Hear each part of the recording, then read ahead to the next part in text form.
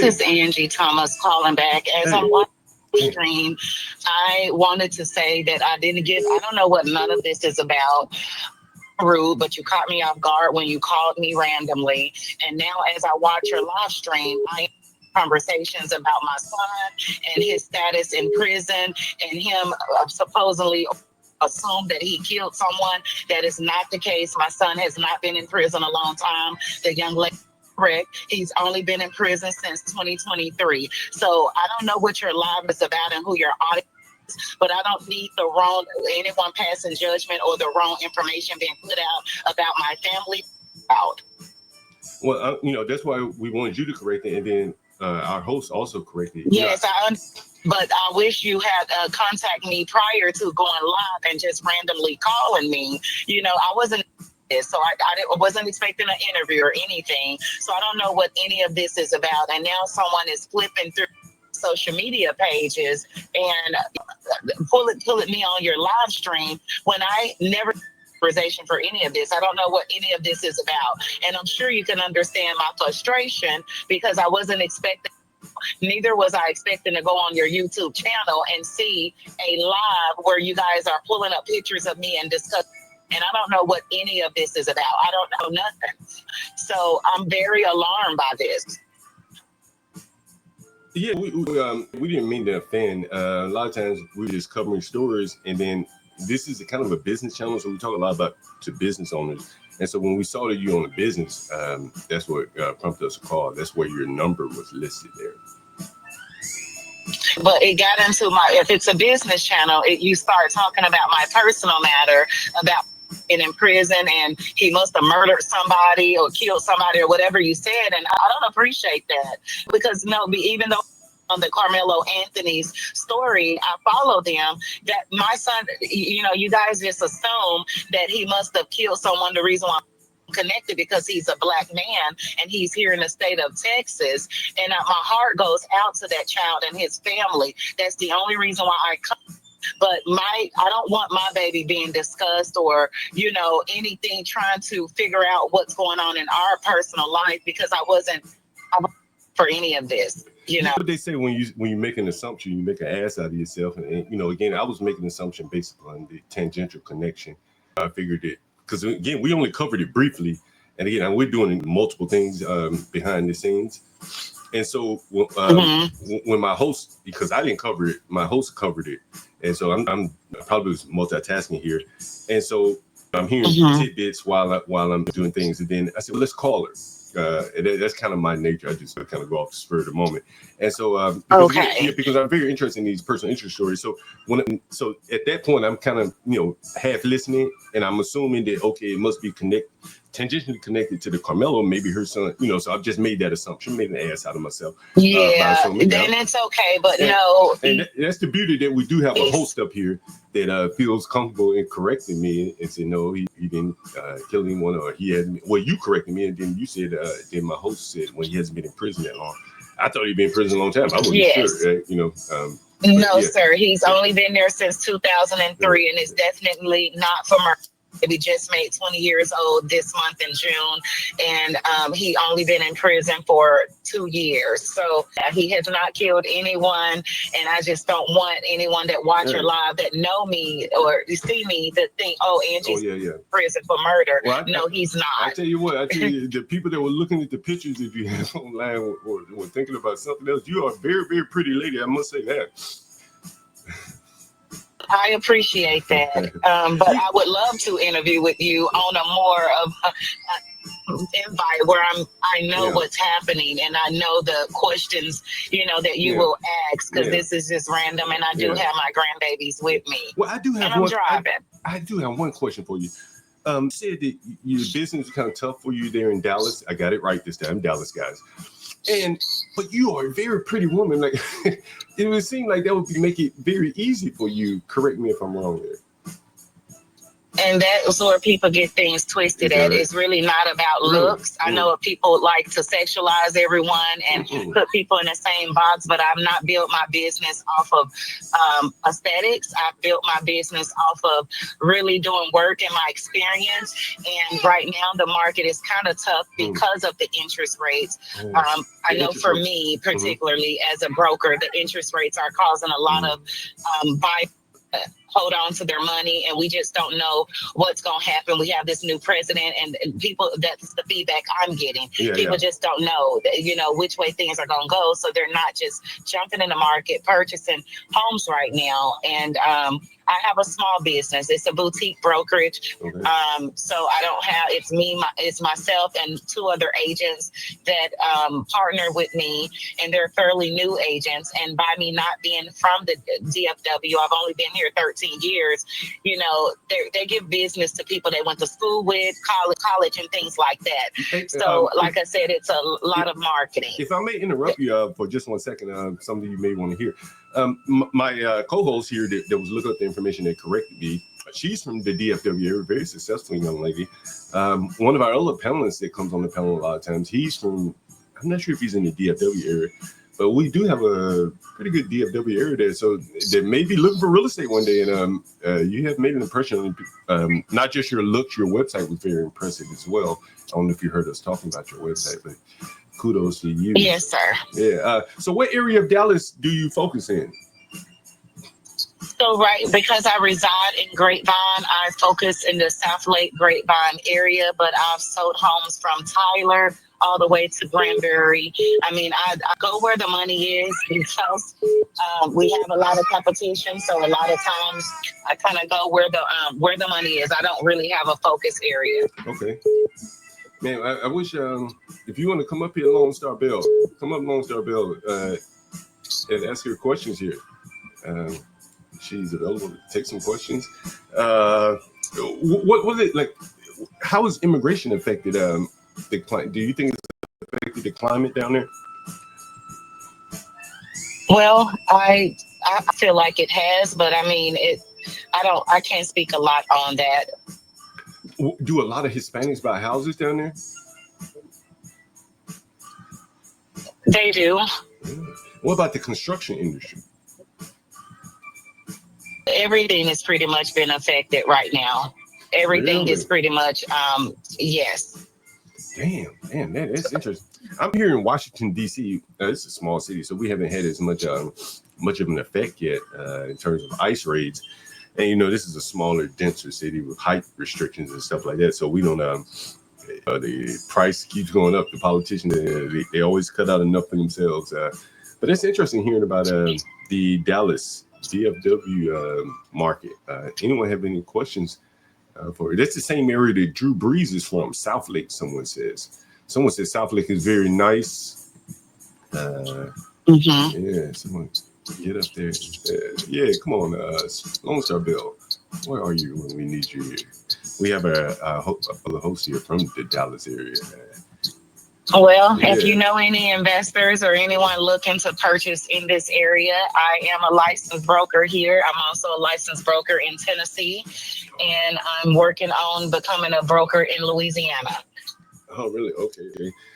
Let me ask you this. What do you think about the Karmelo Anthony case?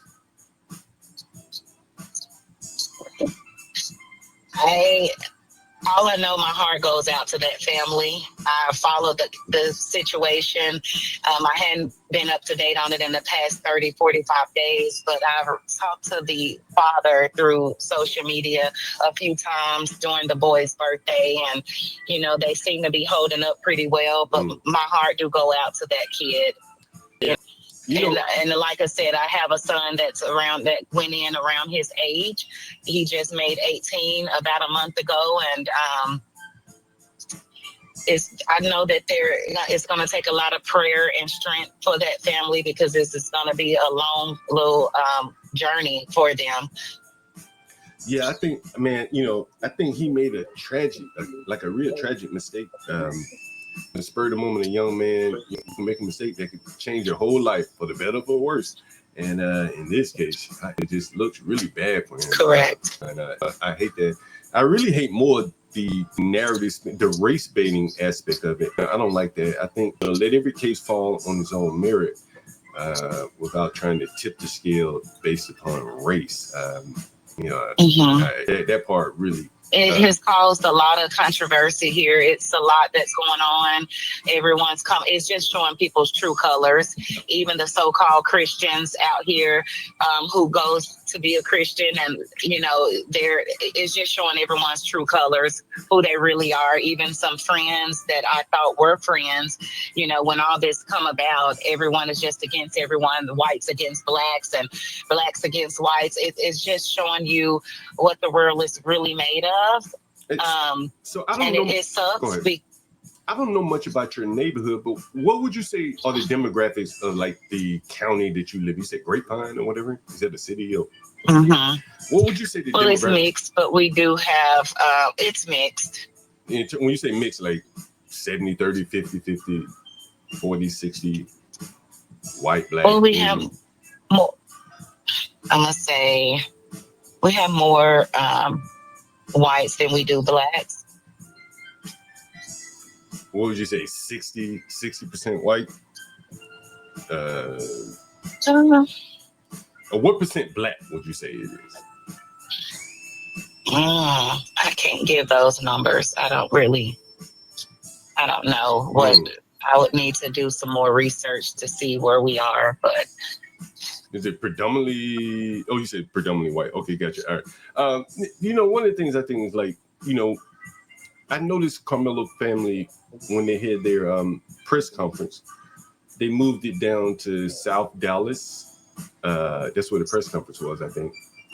But they live in way North Dallas, from what I can tell, Frisco. Is that correct? And correct. I live in the ghetto. I mean, I don't have to live here, but I do. And all my neighbors are black. And I think we have a different understanding by virtue of being black. Like some shit you don't say to people, some things you can say to people. You can look at someone the wrong way sometimes. You just kind of have to know. And it's instinctual. And so I think by them having their press conference down there in Dallas, it was an acknowledgement of when you're in trouble or when you want to go speak to your people, you have to go down to where they are. And they had to leave far from where they live to go down to an area where there's going to be a little bit more black people.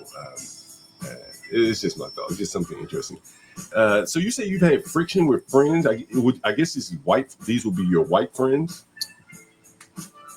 Yeah. Really? and they are on the side of, I guess, Karmelo.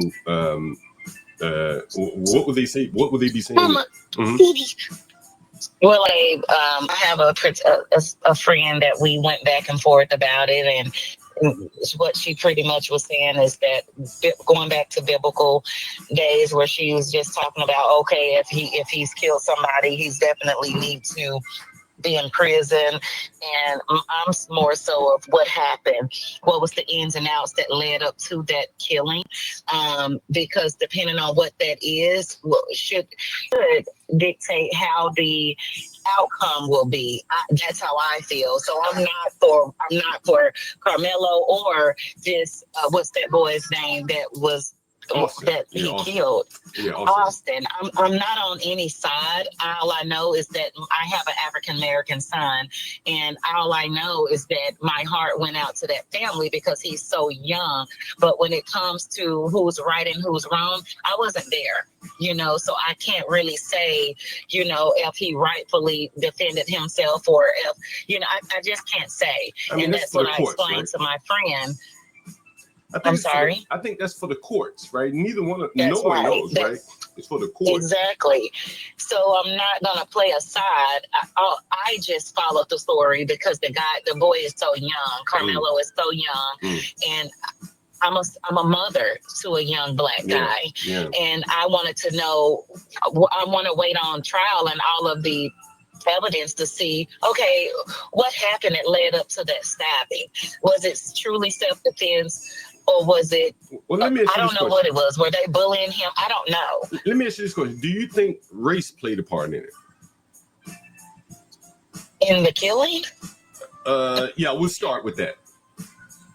I would say no. I would say that you just probably may have had some guys that was going up above what they were called to do, to young guys, and going above who they are, their authority. They didn't have authority, and they should have just handled that and let an adult handle it. That's what I would say. I don't necessarily think it's race, because Karmelo hung out with white boys, and those white boys hung out with black kids.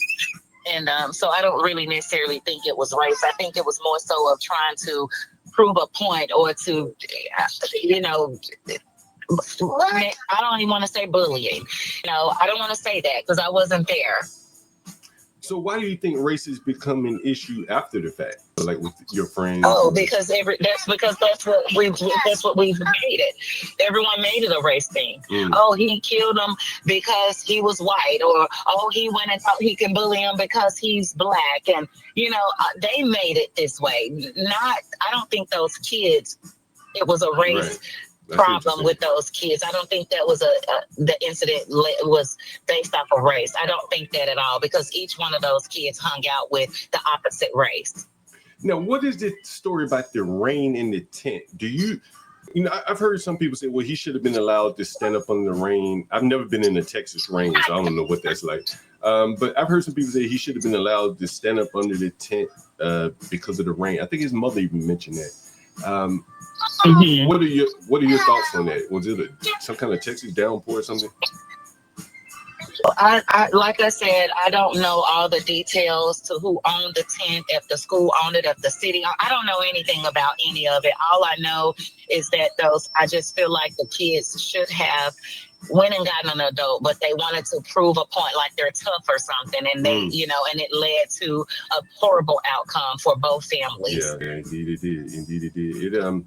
What did you think about the GoFundMe amounts that they raised? It's pretty impressive, right? It was pretty impressive. Yeah, it was, because it made me think, hey, well, let me go and get a GoFundMe started. Maybe I can become a millionaire. It's tax-free too. It's tax-free too. It's tax-free money. Yes, but I'm actually going to wrap my little chat up with you. I've enjoyed chatting with you. If you ever want to reach out to me again, know how. I have these grandbabies, and they're just not going to let me be great right now. How are your grandbabies, by the way? 2 and 4. I have a 2-year-old granddaughter, Kaylee, and I have a 4-year-old granddaughter. Her name's Kaori. And how many children do you have, if you don't mind me asking? Only 2. I have that 20-year-old boy and a 24-year-old daughter. There you go. All right, man. This has been. John, I don't know if she can hear me or not. Can you? Yeah. Okay. We got our Texas host up here. What's up, Lone Star? Oh, I was just gonna. Hello, Miss Angie. I'm Lone Star Bell here on the channel. I'm a Texan. I'm from here.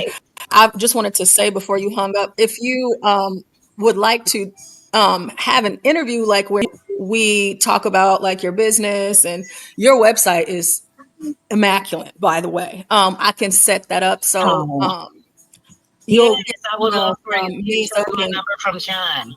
Yeah. Yes, to coordinate that so that we can have that. And also, in closing, as I've been listening to you guys, whenever I saw your post, I didn't think about race per se. And you can correct me if I'm wrong, but I feel like your post was a very good example of something that transcends race. So, for example, my grandfather, he was diagnosed with dementia, right? And so during that time, I felt so alone until I found a group.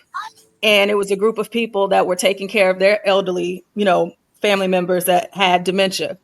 And just like dementia doesn't have a race to it, mistakes and crimes and stuff like that, it doesn't have a race to it too. You can find a way to empathize. And so one of the things I said, I don't know if you heard, but it's just the fact, just knowing that you have someone out there to talk to while you're going through something, because everybody around you may not be able to relate.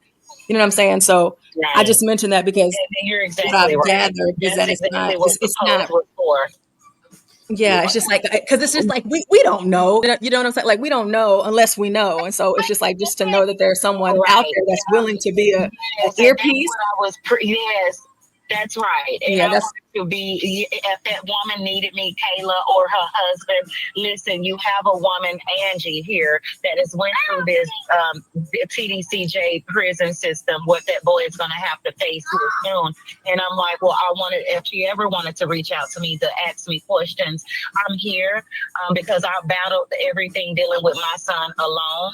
I didn't have a husband there with me because I had just went through a divorce. And when my son was going to prison, I was going through a divorce, as a matter of fact. And so I kind of went through this whole entire ordeal by myself in Texas, where we're not from, and have no family here. So it was a struggle. Can I ask you a question? Did what you were going through with your son cause stress in your marriage? I would say yes and no, because I was already going through marital issues. Mm-hmm. So it exacerbated it, you would say. Mm-hmm. Okay, got you. Okay. Well, he don't know what he missed out on. He don't know what he missing out on. You married? Well, yeah.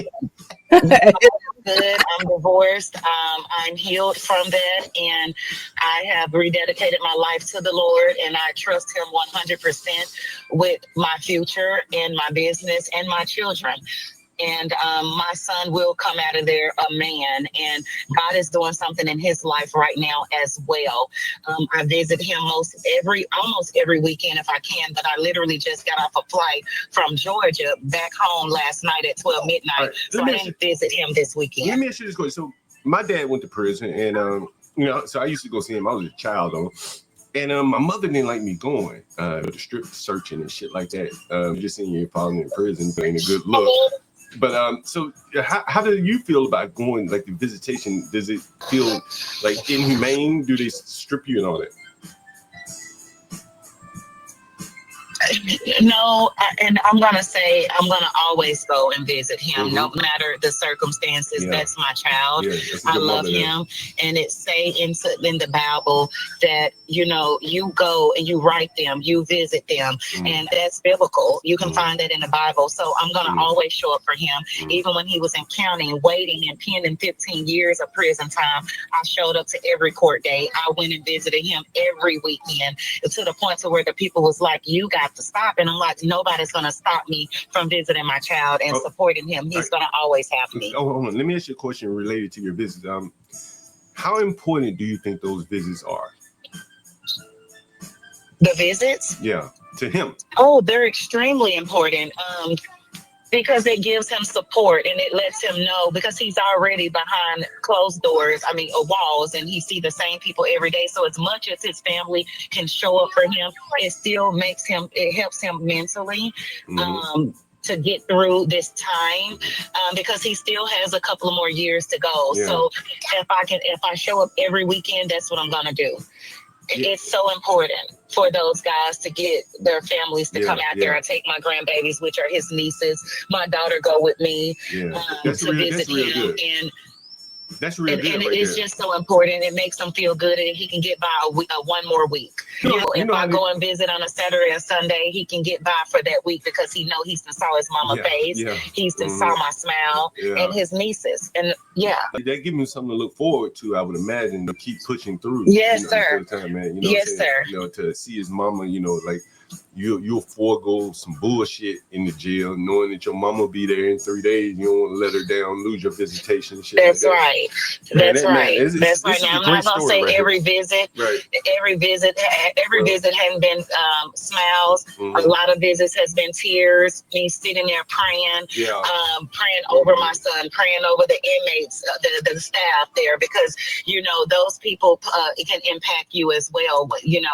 And impact the time that you do. You can make your time hard, or it can be easy. So I just try to show up, and not all so good all the time, but hey, I don't mean to interrupt you. I'm sorry to interrupt. Can we put your cash up, man? This has been a great story. I love taking these phone calls like this. You have a cash app, by the way? Someone want to support an American? Shit. We can start there. You can support an American here. She has a very great story. We can sponsor the next trip to visit her son. How about that, guys? Sponsor. Wow, that'd be beautiful. Wow. You have a cash app. You have a cash app here? I do. Yes, John, I'm gonna get all of this. Yeah. I'm gonna get all of her information and stuff on the back end for that for whenever we schedule the interview. I don't want to, take up much of her time because she says she does have to go. Because it was caught off guard and I wasn't expecting it, but y'all have made me emotional because I didn't think I have a whole story. It's crazy, but it's for another time because I have these babies. We want to hear it. Emotional and get to crying. But God is so good. God has been so faithful to me. Right now, I'm going through a season. I feel like I've been in the wilderness since 2020 when I almost lost my life. But like I said, that's another story. Yeah, we have to get to that. I just put her cash app up on the bell. It's It's $ Angie Realtor. Did I get that right? Yeah, I did. Credit. And we're gonna get it back. Maybe do periodically we have it back. Talk about the Texas real estate market. There are a lot of people in the audience. Blacks Who Defy one. A lot of people in the Dallas area. Many of them doing very well for themselves. Particularly our editor, our lovely editor Portia J here. We're always doing $20 a day for Portia J here. I think we're ready to bring a sale. What do you think, Portia? Somebody at some point is going to be looking for a house in Texas. And I'm sure. Thank you, Jesus. I don't think they have a problem dealing with Miss Angie here. What do you guys? Oh, but he's not in Dallas. But he's 9 hours south.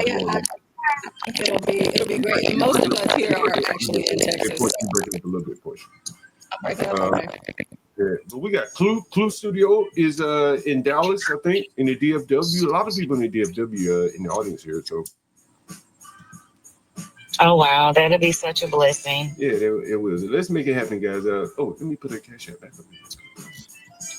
Cash app $ Angie Realtor Credit. Realtor Credit. Angie Realtor Credit. All one word there. Cash app.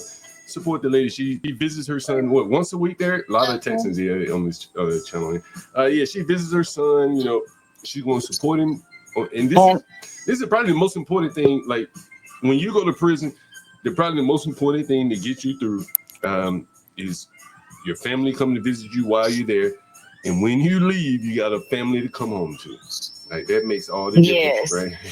Yes, and he's 2 hours away, matter of fact. So I drive 2 hours there. They let me visit 2 hours, and then I drive back 2 hours. So it's like a full day because he's in Iowa Park. I don't know if you guys know much about it's right outside of Wichita Falls, Texas. Portia probably knows. Lone Star Bell probably knows. Yeah, Wichita Falls. Yeah. Oh, Portia, your audio is bad. It's bad. Oh gosh. Okay. Yeah, a gallon a tank of gas. Can we put her back up? Because she looks better than I do, Portia. Can we put the lovely Angie back up on the screen? See if someone will support her on her trip to visit her son. Man, it's very important. I mean, she's been very nice to talk to us. And I caught her off guard too. Yeah, she calmed down and. Yeah, because I'm like, Jesus, they're putting my son's information. They're just discussing me, Lord. I don't know what this audience is about, but I'm driving with these kids, and I'm like, then this call, and I say, Lord, I don't have time for no more devils today. You got a blessing, and you didn't know where to bless her. I didn't know what's happening here.